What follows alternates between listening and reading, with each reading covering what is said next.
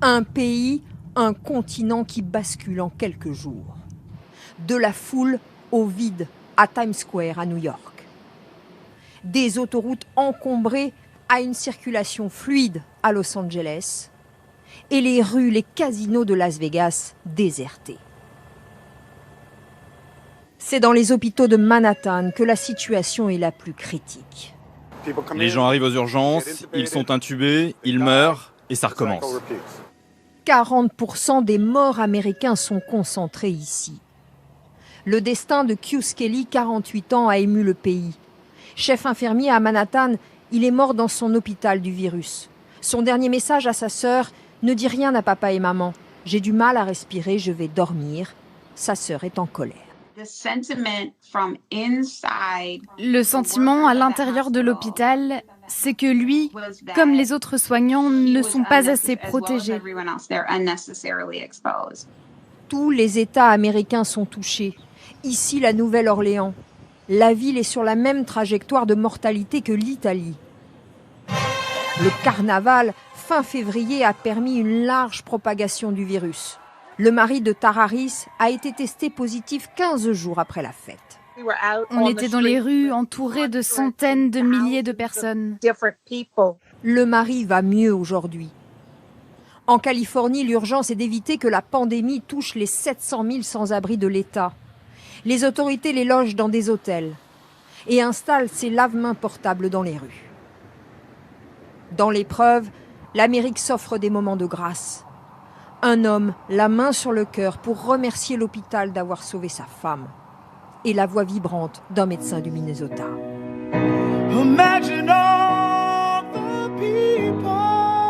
Des files d'attente sous la pluie, rythmées par les tout-sautements des New-Yorkais qui viennent se faire tester. La plus grosse mégalopole des États-Unis est devenue l'épicentre américain du virus. Alors que les États-Unis ont largement dépassé les 60 000 cas, la moitié d'entre eux sont à New York. Dans cet hôpital de la ville, comme dans tant d'autres dans le monde, une infirmière vient d'être placée sous respirateur devant ses collègues effrayés. On est tous terrifiés. On se sent une obligation de s'occuper de nos patients, et c'est parfaitement normal. Mais on a peur de tomber malade, et on ne veut pas non plus devenir des vecteurs de contamination. Le gouverneur de l'État vient de lancer un cri d'alarme. On nous dit que des industriels se mettent à concevoir des ventilateurs qui arriveront dans 3, 4, 5 semaines. Mais chez nous, le pic de l'épidémie sera dans 14 jours. Si on n'a pas ces ventilateurs dans 14 jours, ça sent très mauvais. Pourtant, très inquiet par l'économie à l'arrêt, Donald Trump veut en finir au plus vite. Imaginez le dimanche de Pâques, avec des églises remplies de fidèles. Ce serait un moment merveilleux pour ouvrir le pays. Et je pense que c'est le délai parfait pour finir le travail qu'on a à faire. Ce sera peut-être une autre date, mais j'adorerais le dimanche 12 avril de Pâques comme fin du confinement. Réponse immédiate du maire de New York. Monsieur le Président, je dois vous dire, j'aimerais beaucoup que New York, comme d'autres endroits du pays, soit sorti de la crise pour Pâques. Mais actuellement, on parle d'une durée de plusieurs mois. Aux États-Unis, ces incertitudes provoquent un autre phénomène, les files d'attente devant les magasins d'armes. Un réflexe habituel en Amérique devant chaque crise prenant de l'ampleur. J'ai décidé d'acheter une arme pour nous protéger. J'ai une grande famille et dans ces temps troubles, on ne sait jamais. Je pense que la seule chose responsable à faire, c'est d'être bien préparé. Face à la crise économique qui s'annonce, la Chambre des représentants à majorité démocrate et le Sénat républicain devraient s'entendre sur un accord massif pour soutenir les entreprises. La plupart des Américains devraient aussi recevoir un chèque de 1 000 € et de 500 € par enfant, une intervention du gouvernement fédéral hors norme pour l'Amérique. New York ne se fait pas d'illusions. Alors la ville se prépare et ce sont des soldats de l'US Air Force qui installent cette morgue sous tente devant les habitants horrifiés. C'est vraiment glauque. C'est horrible, horrible. Avec la moitié des 70 000 cas américains, la ville est devenue l'épicentre du coronavirus aux États-Unis. Dans ce service de réanimation, cet urgentiste filme son quotidien. Là, regardez, ici, tous ces gens, tous ces pieds que vous voyez, ce sont des patients atteints du Covid-19. Aujourd'hui, c'est en train de devenir de pire en pire. On a dû faire venir un semi-remorque frigorifique pour stocker nos patients qui meurent. Si New York est une bombe en puissance, c'est d'abord par sa densité de 12 millions d'habitants. Les regroupements sont prohibés, les commerces fermés, mais il n'est pas interdit de sortir. L'Amérique a encore du mal à mettre en place les mesures draconiennes imposées ailleurs dans le monde. Répondant à l'appel du gouverneur, cette entreprise de composants électroniques tente de construire en urgence des respirateurs basiques. Les États-Unis devraient passer la barre des 100 000 contaminés ce week-end, devenant en nombre de cas le pays le plus touché de la planète. C'est pour de vrai. Ma main en tremble, c'est dur de voir ça en face. Tremblant, hébété, cet habitant est en train de filmer le chargement d'un corps en pleine rue dans un semi-remorque frigorifique. New York seul abrite presque 2 fois plus de cas que toute la France, 70 000, la moitié des contaminations américaines. La chaîne CNN a pu avoir accès à l'intérieur d'un hôpital où les malades occupent chaque mètre de couloir. C'est une zone de guerre ici. Chaque jour, je ne vois que douleur, désespoir et souffrance. On a des patients qui sont trentenaires, qui sont intubés et très malades. Cet hôpital fait comme les autres, du système D. Le service de pédiatrie a été reconverti en unité Covid avec des moyens de fortune. Cette porte vitrée est la seule option des familles pour voir leurs proches en parlant avec un téléphone portable, tel un parloir de prison. Donald Trump, qui il y a exactement 1 mois promettait que son pays ne dépasserait pas une quinzaine de cas, a enfin donné un autre chiffre à l'Amérique. 100 000 morts, c'est un chiffre terrible. Mais si on limite à 100 000 ou 200 000 morts, on aura quand même fait ensemble du bon boulot. En plein Central Park, cette organisation humanitaire est en train de monter un hôpital de campagne. Et le Comfort de la Navy, l'un des plus gros navires hôpital au monde, vient d'arriver au port de New York avec 1000 lits supplémentaires. La 7e avenue qui mène à Times Square, en pleine journée. Sous les écrans lumineux de la célèbre place, pas un seul touriste, pas un habitant. New York est méconnaissable. Shevas Clark habite ici depuis 6 ans. Avec le virus, elle ne sort plus qu'avec un masque et des gants. Quand je traverse la rue, je fais une pause au milieu et je peux voir tout en bas et tout en haut, alors que ça devrait être rempli de voitures. C'est tellement inhabituel à New York.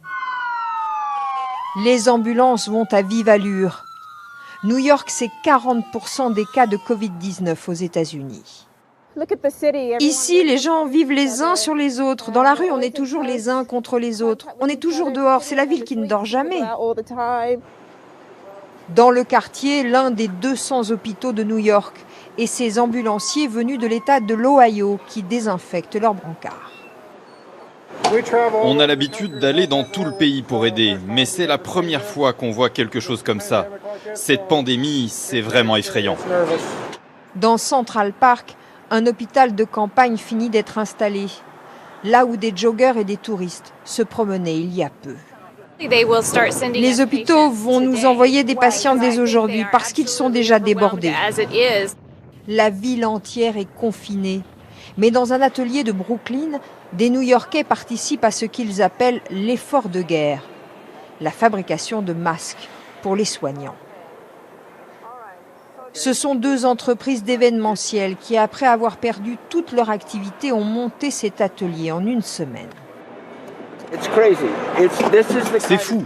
C'est le genre de choses, avec du recul, vous vous dites « j'ai fait ça dans ma vie » et vous pouvez en être fier. Ceux qui travaillent ici ont perdu leur emploi à cause du virus, comme cette jeune femme employée dans la production de spectacles. Je gagne le salaire minimum, mais c'est déjà bien. Ce n'est pas du tout ce que je gagnais il y a encore 15 jours, mais bon, je suis reconnaissante d'avoir du travail. Le maire de New York a acheté les 120 000 premiers masques sortis de cet atelier. Les premières sirènes du matin, une vieille dame de 78 ans a besoin d'aide. Masque, protection pour les yeux.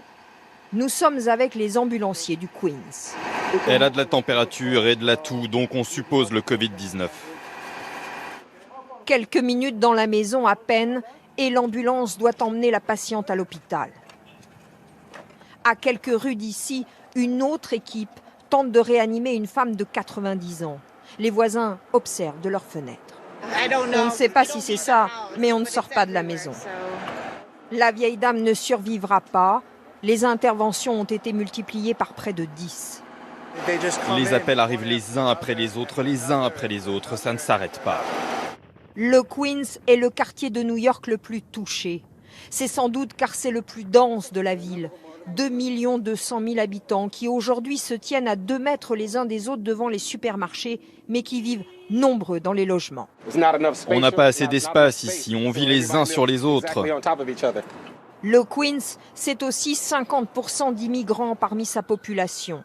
Beaucoup ne parlent pas anglais et ont tardé à comprendre les consignes. Devant cet hôpital, sous cette tente, les tests pour le Covid-19 sont gratuits. Ce Sud-Américain tousse. Ma gorge est très sèche. Et vous avez de la fièvre? Oui, un petit peu. Les cas les moins graves testés positifs, comme cet autre migrant, repartent dans les rues. On vous a dit de rentrer? Oui, d'aller à la maison.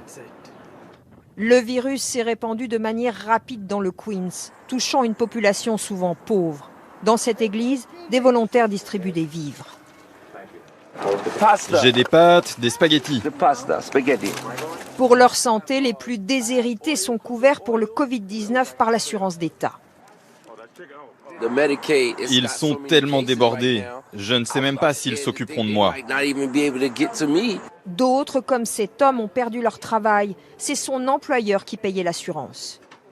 En termes d'assurance, je n'ai plus rien désormais. Et vous avez peur? Oui, bien sûr, mais je n'ai pas d'autre choix que de parier de ne pas être malade.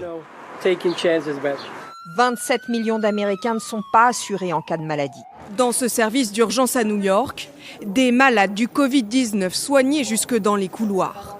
L'hôpital sature comme la plupart des établissements de la ville. Tout le monde fait de son mieux pour que chacun reçoive le traitement dont il a besoin. Je suis fatigué. Les choses que je vois aux urgences sont effrayantes. J'ai un peu peur pour moi-même. Le personnel soignant dénonce une pénurie de matériel. La Chine vient en aide à New York et a envoyé aujourd'hui 1000 respirateurs. Mais il manque aussi de la place pour les morts. Devant les hôpitaux, des morgues de fortune sont installées sous ces tentes ou encore dans ces camions en plein Manhattan. Les services funéraires se retrouvent débordés. Le 11 septembre 2001, c'était compliqué. C'était vraiment compliqué, mais pas à ce point. Aujourd'hui, nous avons dû éteindre nos téléphones parce que nous ne pouvons vraiment plus répondre à la demande. New York a battu un nouveau record. 630 décès ont été dénombrés en 24 heures. Le reste du pays se prépare au pic de l'épidémie. À Chicago, par exemple, ce centre des congrès géant se tient prêt à accueillir des malades. Une quarantaine d'États ont instauré un confinement, comme celui de Washington ou encore la Californie. Donald Trump refuse toujours de le décréter au niveau national. Il exclut également de porter un masque, même s'il recommande aux Américains de le faire. Jeremy Cohen a eu le coup de foudre dès qu'il a vu cet inconnu danser seul sur son toit. Une voisine au loin, en plein New York confiné, a priori aucun espoir en vue. J'ai bien senti qu'il y avait quelque chose entre nous, mais je ne savais pas comment établir le contact. Miracle, Jeremy Cohen possède un drone et parvient à le faire décoller, telle une bouteille à la mer moderne, pour acheminer son numéro de téléphone sur un papier. J'étais très intriguée. C'est la chose la plus cool qu'on ait faite pour moi. La connexion est faite. Premier dîner de rencontre en vidéo, chacun sur son balcon. Tu es magnifique! Je voulais un vrai rendez-vous galant avec elle, mais en respectant les consignes de distanciation sociale et en étant responsable. C'est donc en bulle de plastique que le New-Yorkais se rend chez sa belle. Le bouquet de fleurs sera le seul accessoire classique de ce rendez-vous hors norme. On verra où cette histoire nous mène. Si ça ne va pas plus loin, j'aurai gagné une amie. Mais si c'est pour de vrai, ce sera mon amour né d'une pandémie. Même si la police patrouille, les agents new-yorkais ont été compréhensifs devant cet amour qui triomphe de tous les obstacles, tout en respectant la loi.